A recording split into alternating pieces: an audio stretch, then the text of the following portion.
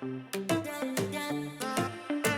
right, you want to tell them what we're working on? Potions. Potions! We already made 2. Yeah, we already made 2. So, spoilers, this is a display case that comes right with your potion kit. It's actually the box that everything comes in. See, your fairy potion storage case.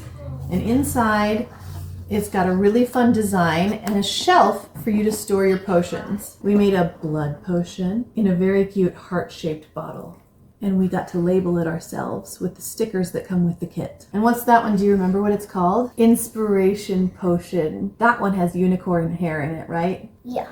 And that one has a pre-labeled sticker on it. Some of these stickers have labels of the potions that you can find in your potion booklet. So this booklet here has a table of contents, a guide to everything that comes in your magic kit, including really fun names for all of the glitters, like Silver Moon Dust for silver, Golden Stardust, Sunset Ember. Here's everything that comes in the kit.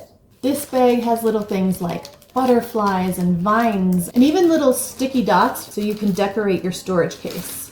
What else comes in the kit, hon? A fairy wand. And a cauldron. 2 of these little white spoons for stirring. All kinds of fun add-ins. 2 funnels. So this is great for friends to do together. Different size corks to fit all of your bottles.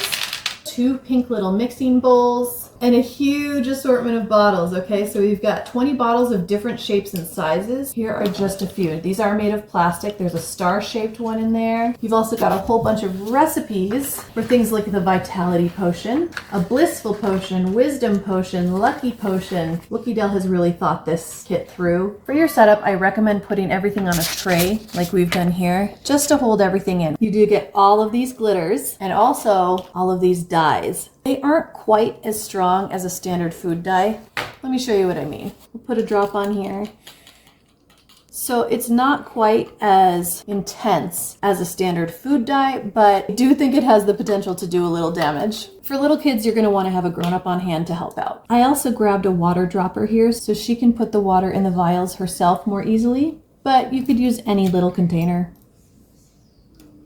We started filling up the bowl and putting the filter in and just pouring the filter. Right, and that kind of spilled a little, didn't it? Yeah.